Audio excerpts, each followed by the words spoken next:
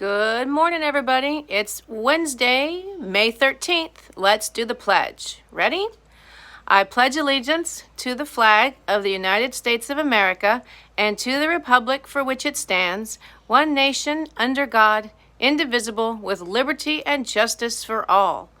Okay, my story today is a classic, A Bad Case of Stripes by David Shannon, 3.8.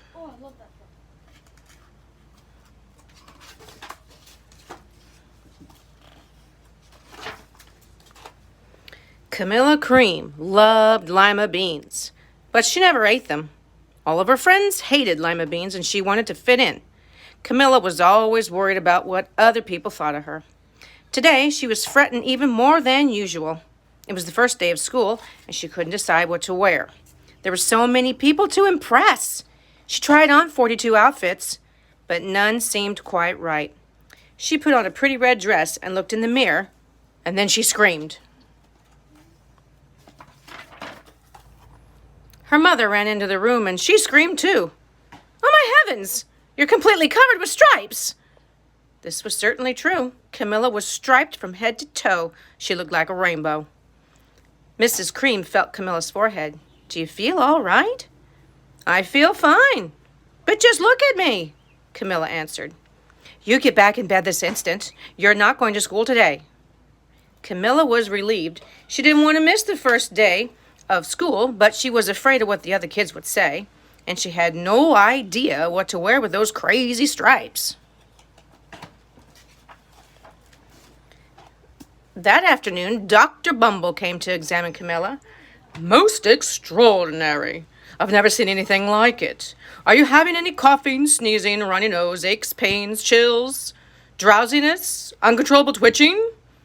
"No, I feel fine," Camilla told him. "Well then, I don't see any reason why she shouldn't go to school tomorrow. Here's some ointment that should help clear up those stripes in a few days. If it doesn't, you know where to reach me." And off he went. The next day was a disaster. Everyone at school laughed at Camilla. They called her Camilla Crayon and Night of the Living Lollipop. She tried her best to act as if everything were normal, but when the class said the Pledge of Allegiance, her stripes turned red, white, and blue, and she broke out in stars.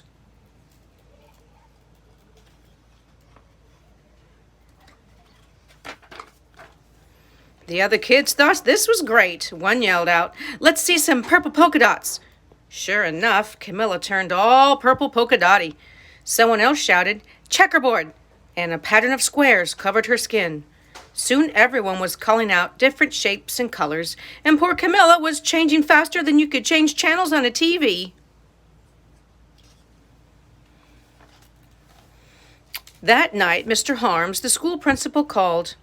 "I'm sorry, Mrs. Cream. I'm going to have to ask you to keep Camilla home from school. She's just too much of a distraction, and I've been getting calls from the other parents. They're afraid those stripes may be contagious."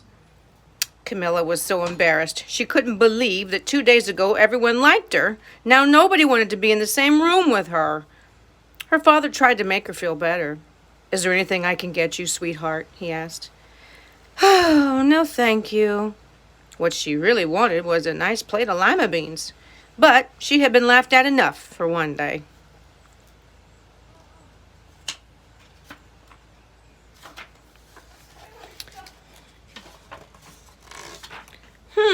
Well, yes, I see," Dr. Bumble mumbled when Mr. Cream phoned the next day.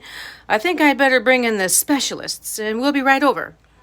About an hour later, Dr. Bumble arrived with 4 people in long white coats. He introduced them to the Creams.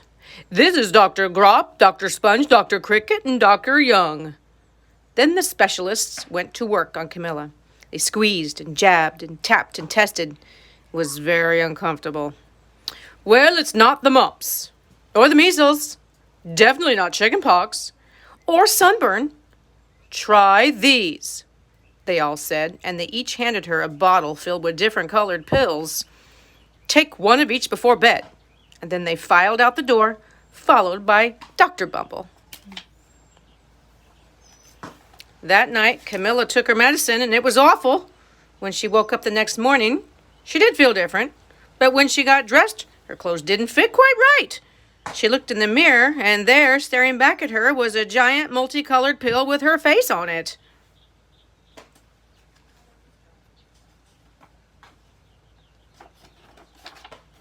Dr. Bumble rushed over as soon as Mrs. Cream called, but this time, instead of the specialists, he brought the experts. Dr. Gord and Mr. Mellon were the finest scientific minds in the land. Once again, Camilla was poked and prodded, looked at, listened to. The experts wrote down lots of numbers, and then they huddled together and whispered. Dr. Gord finally spoke. "It might be a virus," he announced with authority. Suddenly, fuzzy little virus balls appeared all over Camilla. "Or possibly some form of bacteria," said Mr. Mellon. Out popped squiggly little bacteria tails. "Or it could be a fungus," added Dr. Gord. Instantly, Camilla was covered with different colored fungus blotches. The experts looked at her and then at each other. "I think we need to go over these numbers again back at the lab. We'll call you when we know something." But the experts didn't have a clue, much less a cure.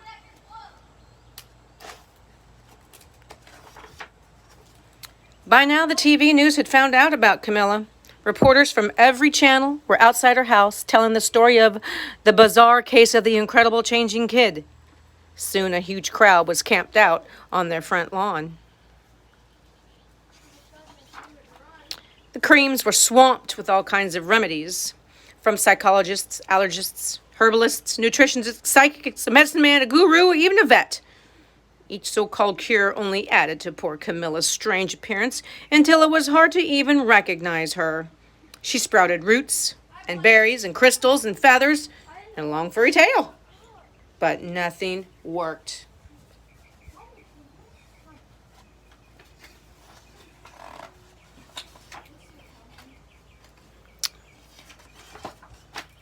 One day, a woman who called herself an environmental therapist claimed she could cure Camilla.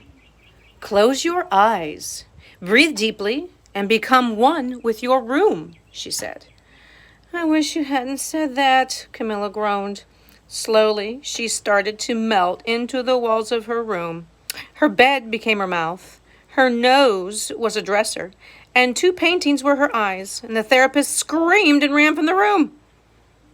"What are we going to do?" asked Mrs. Cream. "It just keeps getting worse and worse." She began to cry. At that moment, Mr. Cream heard a quiet little knock at the door. He opened it, and there stood an old woman who was just as plump, as sweet as a strawberry. "Excuse me, but I think I can help," she said brightly. She went into Camilla's room and looked around. "My goodness, what have we?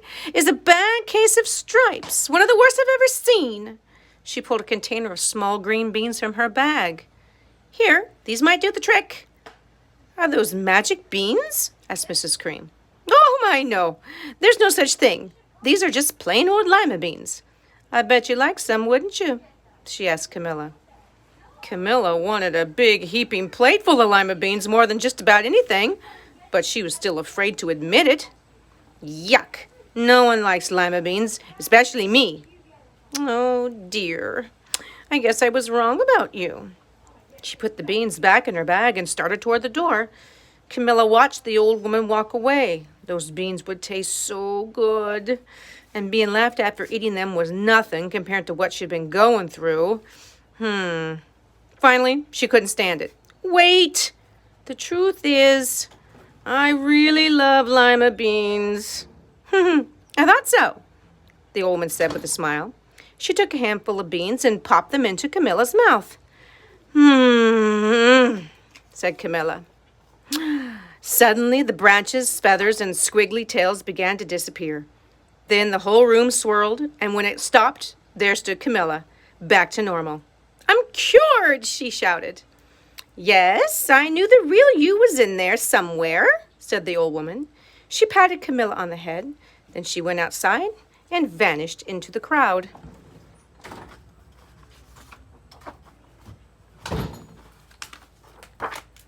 Afterward, Camilla wasn't quite the same. Some of the kids at school said she was weird, but she didn't care a bit. She ate all the lima beans she wanted, and she never even had a touch of stripes again. All right. End of my book, A Bad Case of Stripes by David Shannon, 3.8. Go take an AR, guys. We'll see you tomorrow. Bye.